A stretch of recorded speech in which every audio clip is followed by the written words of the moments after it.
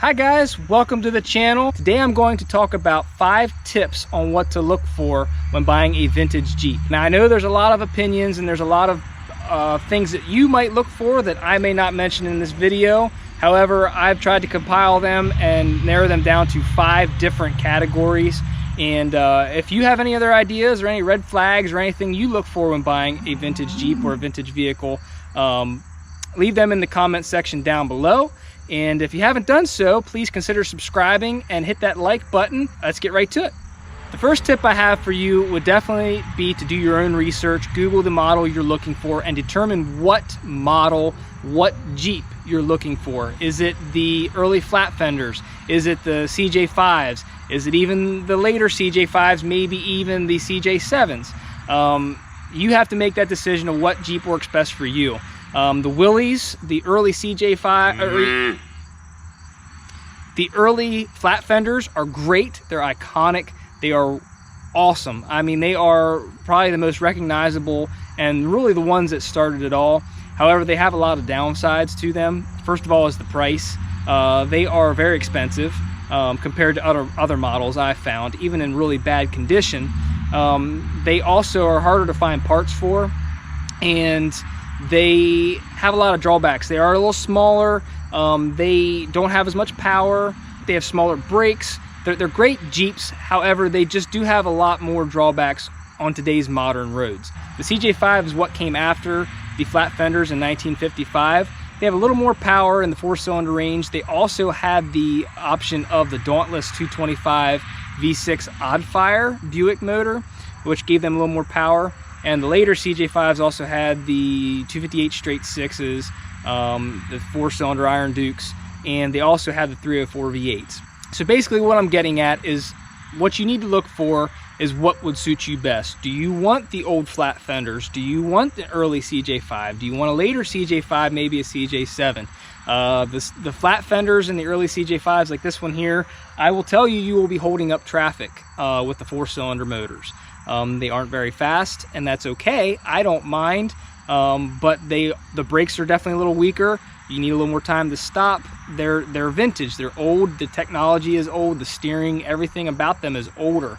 And I would say if that sounds okay to you, then definitely go for it. But just be prepared that they are not as creature comfort and road friendly, driver friendly, I should say, as some of the later models.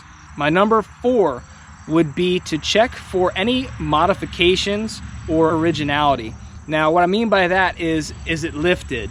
Is the Jeep you're looking at buying have bigger tires? Has the motor been replaced in it? Has the body been patched back together and welded horribly? Are there ugly welds on the frame? Or are there signs that someone has been there before you? Is the wiring a mess? Basically, do your research, know what you're looking for, so that when you go there, you can tell what's been modified and what's not. What is original and what is not. If you start with something that is original, maybe in rough shape, but has originality to it, that's going to be a lot better of a platform to start on than something that's been modified, used, and abused, and you don't know what has been done to it.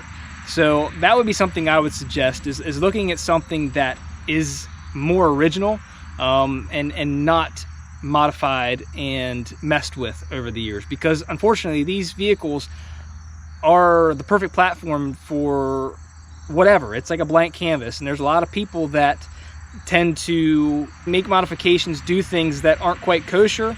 They've been used hard, they're used in the woods, they're used as a toy, used as a farm implement, so they're not always going to be in the best of shape.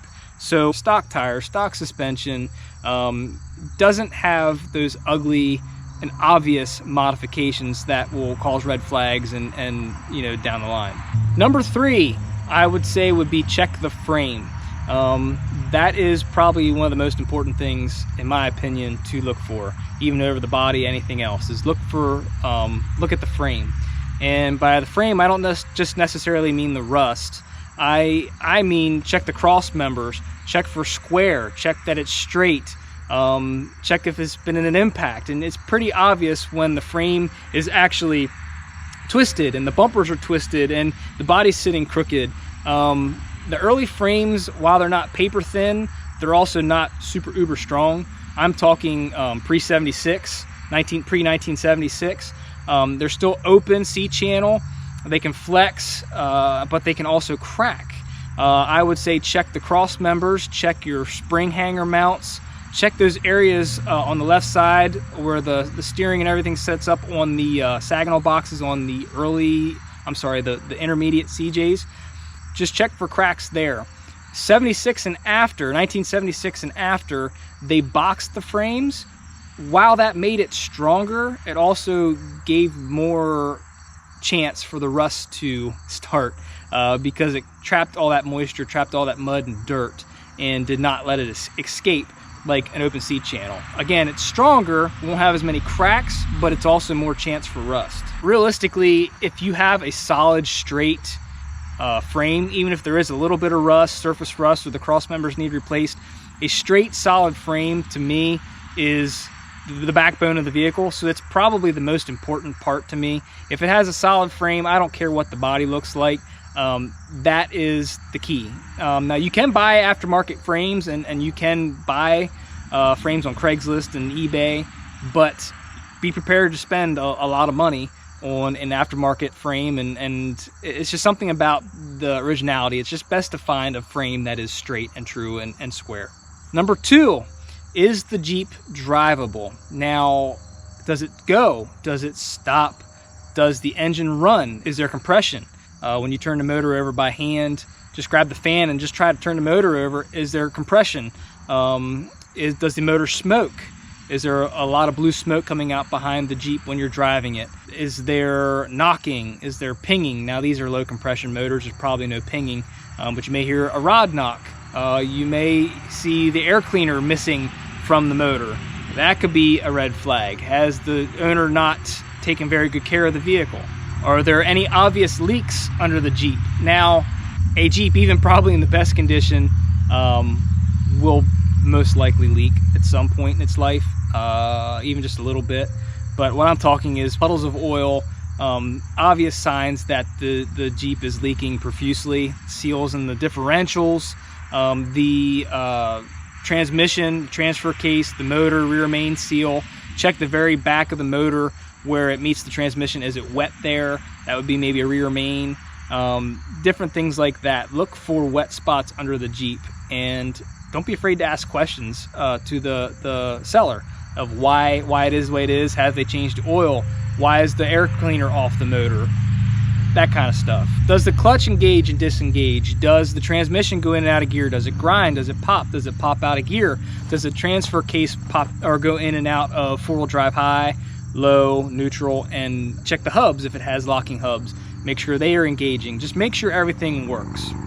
And number 1 would most definitely be rust. Now, these old Jeeps, again, were not really used as show vehicles back in the day. They were a farm implement. They were a trail toy. They were something to use to haul wood in. They were more or less just a tool used back when they were new. And they still are today, but I would say more so when Willys put these out into production, they were used on farms, ranches, wood lots, construction sites. I mean, they have Jeep trenches. Look them up. They're pretty cool.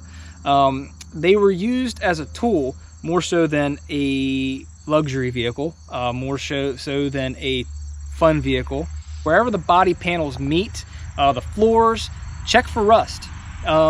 Everywhere that the body panels will meet, like say right in here or right in here where the fenders meet the tub, the floors from corrosion from the winter road conditions, your body mounts, your hat channels, and your frame. Just check for any types of rust. And these also come from the era of Bondo. In the 70s, Bondo is used on everything, it seems like. And while Bondo shouldn't be an evil word, it was used excessively, and it probably still is. I would say that that's something I would look for. Is there a lot of Bondo in the vehicle? Take a magnet with you, stick it up against the vehicle, find where there's Bondo, where there's not Bondo, where it's all steel tub. And rust is definitely going to be your enemy. If you're going to find a Jeep that is in your price range, whatever that may be, no matter what it is, whether it's $2,000 or $20,000, rust is always going to be there on these early Jeeps. There was no galvanizing of the steel. I mean, in this era, there was no galvanizing. There was no e-coat primers. I mean, it was paint, and that was about it.